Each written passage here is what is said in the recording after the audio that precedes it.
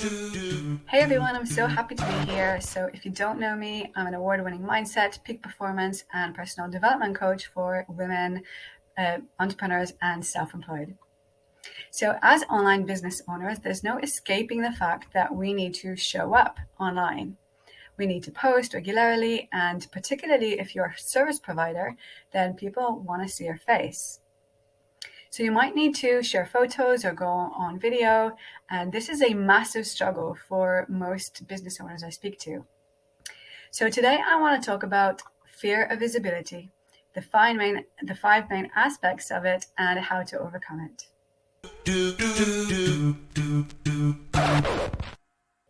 So let's dive right in. Number one, self-doubt and feeling like you're not good enough, or believing you're not good enough. So when I started out, I thought I wasn't knowledgeable or experienced enough. Now, of course, experience is absolutely important, but it will only come as you start moving, right?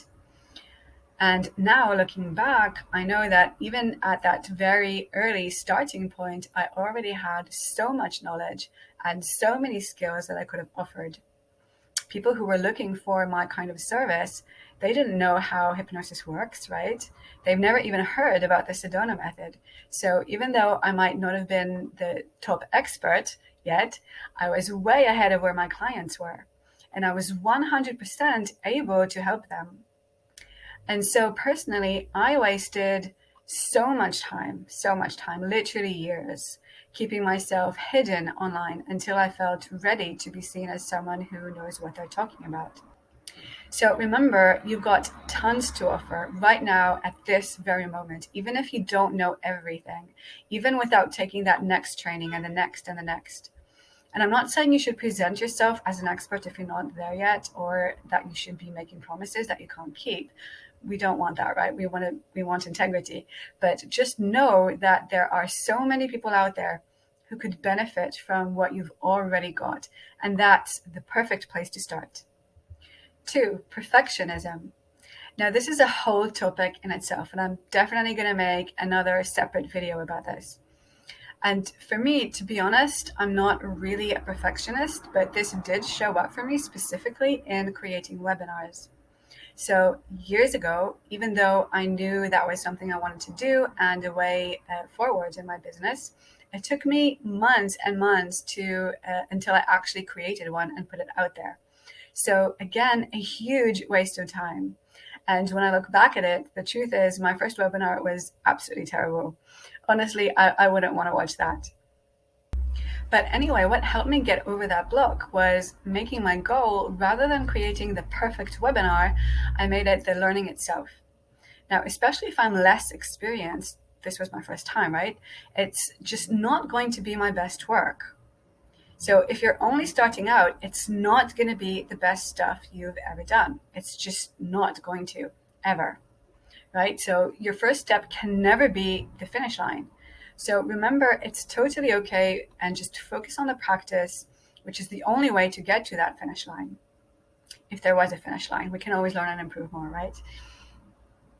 And you also want to remember the bigger picture.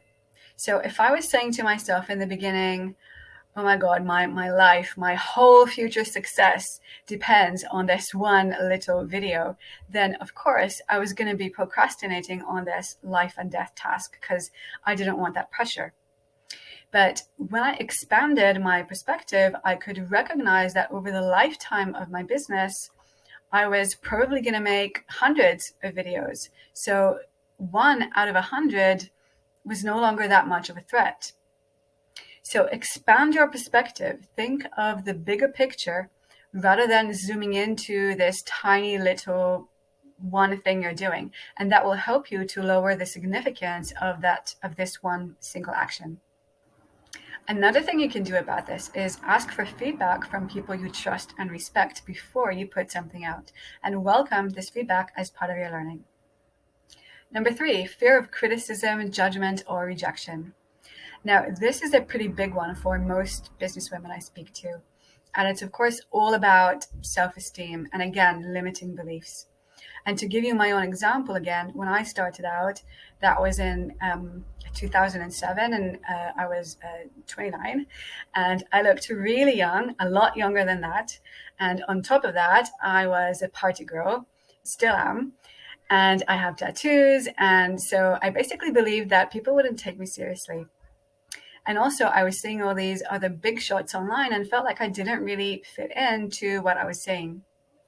And what I came to realize is that that lack of confidence was really beliefs, again, around not being good enough, not deserving.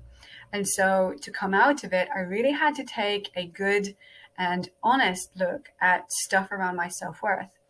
And I had to let go of all those beliefs and traumatic past baggage.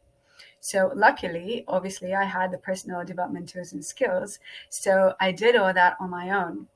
But whether it's on your own or by getting support, this needs to be dealt with and cleared out. And the funny thing about beliefs and what really shows how ridiculous and subjective they are is that we find ways of judging ourselves, and it doesn't matter what that self is, we will find a way. So to give you a couple of examples, I've worked with young women who, like me, believed they were going to be seen as too inexperienced. And I worked with older women who believed they were too old and they'd be perceived as not relevant enough. I've worked with women who felt that they were too unattractive for people to want to pay attention to them. And then I had women who believed that they were too attractive and that people would only pay attention to that and not take them or what they've got to offer seriously. So, beliefs they're just ridiculous, and we've all got them. And it's really important to both be aware of them and have the tools to reset and reprogram them. Something else you can also do about this is practice your visibility first with a supportive group of friends. So share your stuff with them and then gradually increase your visibility as you get more confident. Number 4, fear of exposure and vulnerability. So some have the belief that putting yourself out there means losing your privacy and exposing to the world all their personal life. So while showing vulnerability and being true to yourself is usually a good thing because people want to connect with you and they want to feel that you're a real person, it doesn't really mean that you need to be telling them all about your darkest experiences or that argument you had last night with your partner. You are in control of what you show and share. So start small. You can first practice with sharing just knowledge rather than anything else. And then as you get more confident, you can decide what you want to share about you and who you are. And remember, it is about making connections. So you do want to introduce yourself to the world beyond what it is that you do. And you can also try doing this and practicing this by imagining you're speaking to a friend. 5, aversion to social media. I used to have this so badly. I just hated social media. And I think Facebook algorithms is still getting back at me today for all the years I ignored it. It's all the inauthentic stuff, the showing off, the competition or need for likes and followers. For me, this changed when first I made a decision that I have to, and I'm going to change my beliefs and feelings around this because I have an online business. And so I need to be part of this. And I want to feel good about it too, right? I don't want to suffer while doing this. So I focused on both showing up as my true self as best I can, regardless of what other people were doing. And I also focused on the value I knew I was offering. So remember that it's about sharing your unique perspective, knowledge, and expertise. And when you focus on these, it becomes a lot easier to see this as a positive tool. So to sum it all up, all these points, all these fears are really about beliefs you have, whether about yourself not being good enough in some kind of way or about the world around you. I'm actually running a free workshop in March. It's going to be live, interactive, fun 2-day training where I'll be sharing with you an easy, practical process to get rid of limiting beliefs fast. So I'm going to drop the link in the post. Feel free to sign up. So thank you so much again for joining me. Super happy to have you here and see you on the next one. Bye. do do do do do do.